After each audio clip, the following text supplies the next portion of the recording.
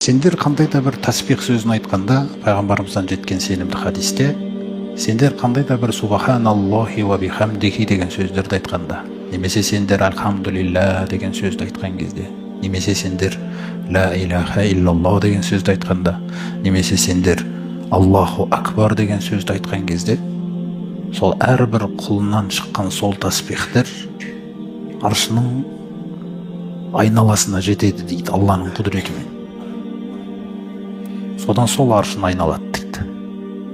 Пайғамбарымыз салсам айтып отыр, олар о жерге айналған кезде жаңағы өзі айтқан адамның атын айтып айналады. Пәленше деген құлыңнан келдім дегендей. Араның зылындай болады дейді.